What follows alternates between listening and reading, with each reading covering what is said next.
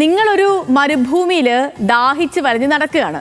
പെട്ടെന്ന് നിങ്ങളുടെ മുൻപിൽ ഒരാൾ വന്നിട്ട് ഒരു സ്വർണ്ണ നാണയവും ഒരു ഗ്ലാസ് ശുദ്ധജലവും നീട്ടി ഇതിലേതെങ്കിലും ഒന്ന് നിങ്ങൾക്ക് എടുക്കാമെന്ന് പറഞ്ഞാൽ സ്വാഭാവികമായിട്ടും നിങ്ങൾ ഏതെടുക്കും? സംശയമില്ല, വെള്ളം തന്നെ എടുക്കുമല്ലേ. കാരണം വെള്ളം കിട്ടിയില്ലെങ്കിൽ മരിച്ചു പോകുമെന്ന് നമുക്കറിയാം. അപ്പോൾ ഞാൻ ഇന്ന് ഇത് പറയാനുള്ള കാരണം, ഇന്നത്തെ ദിവസത്തിൻ്റെ പ്രത്യേകത, ഇന്നാണ് വേൾഡ് വാട്ടർ ഡേ. ശുദ്ധജലത്തിൻ്റെ പ്രാധാന്യത്തെക്കുറിച്ചും അത് സംരക്ഷിക്കേണ്ടതിൻ്റെ ആവശ്യകതയെക്കുറിച്ചും ഒക്കെ നമ്മളെ ഓർമ്മിപ്പിക്കാനായി 1993 മുതൽ ഐക്യരാഷ്ട്രസഭ മാർച്ച് 22 ലോക ശുദ്ധജല ദിനമായി ആചരിച്ചു വരികയാണ്. ജീവൻ നിലനിർത്താൻ ജലം ആവശ്യമാണ് എന്ന് എപ്പോഴും നമ്മൾ പറയാറുണ്ടെങ്കിലും അതിൻ്റെ പ്രാധാന്യം നമ്മൾ തിരിച്ചറിയാറുണ്ടോ എന്ന കാര്യം സംശയമാണ്.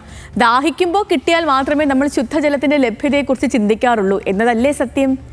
കേരളത്തിൽ നമുക്ക് സുലഭമാണെങ്കിലും ലോകത്ത് ആവശ്യത്തിന് ശുദ്ധജലം കിട്ടാത്ത 200 കോടിയിലധികം ആളുകളുണ്ടെന്നാണ് കേട്ടോ കണക്ക്. പണ്ട് ബെഞ്ചമിൻ ഫ്രാങ്ക്ലിൻ പറഞ്ഞതുപോലെ വെള്ളം വറ്റിക്കഴിയുമ്പോഴാണ് കിണറിൻ്റെ വില നമ്മൾ മനസ്സിലാക്കുക. വേനലും വരൾച്ചയും ഒക്കെയാണ് വരുന്നത്. അപ്പോൾ അതുകൊണ്ട് തന്നെ വെള്ളം പാഴാക്കാതിരിക്കാൻ നമ്മളെ കൊണ്ട് പറ്റുന്നത് പോലെയൊക്കെ ചെയ്യുക.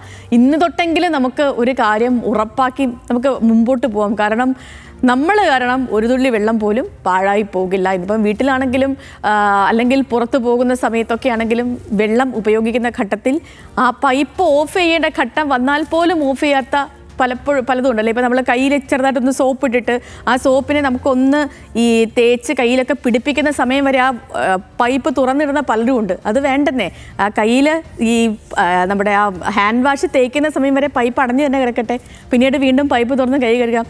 അങ്ങനെയൊക്കെ ചെറിയ ചെറിയ കാര്യങ്ങൾ. ഇപ്പോൾ പാത്രം കഴുകുന്ന സമയത്ത് വെള്ളം തുറന്നിട്ട് ഓരോ പാത്രങ്ങളും കഴുകാതെ പാത്രങ്ങളിലെല്ലാം സോപ്പ് തേച്ചതിന് ശേഷം മാത്രം പൈപ്പ് തുറന്ന് കഴുകാം. രാവിലെ പല്ല് തേക്കുന്ന സമയത്താണെങ്കിൽ വെള്ളം തുറന്നിട്ട് ആ വെള്ളം പോകുന്നതിൻ്റെ ഭംഗി നോക്കിക്കൊണ്ട് നിന്ന് പല്ല് തേക്കാതെ നമ്മുടെ പൈപ്പ് അടച്ചിട്ടിട്ട് പല്ല് തേച്ചതിന് ശേഷം അത് ക്ലീൻ ചെയ്യാൻ വേണ്ടി മാത്രം വെള്ളം ഉപയോഗിക്കാം. ഈ പറഞ്ഞതുപോലെ തന്നെ വെള്ളം ഈ കൊടും ചൂടാണല്ലോ, വേനലാണ്. ഈ മീനമാസത്തിലൊക്കെ വെയിൽ നമുക്കറിയാം. കിണറും കാര്യങ്ങളും ജലസ്രോതസ്സുകളും ഒക്കെ ഇപ്പോഴേ ജലത്തിൻ്റെ ലഭ്യത കുറഞ്ഞു തുടങ്ങിയിട്ടുണ്ട്, വറ്റിപ്പോയി തുടങ്ങിയിട്ടുണ്ട്. വെള്ളം തീർന്നതിന് ശേഷം നമ്മൾ അതിനെക്കുറിച്ച് പറഞ്ഞിട്ട് കാര്യമില്ല. നമ്മളെക്കൊണ്ട് എങ്ങനെയൊക്കെ അതിനെ സേവ് ചെയ്യാൻ പറ്റുമോ അങ്ങനെയൊക്കെയും സേവ് ചെയ്യാം.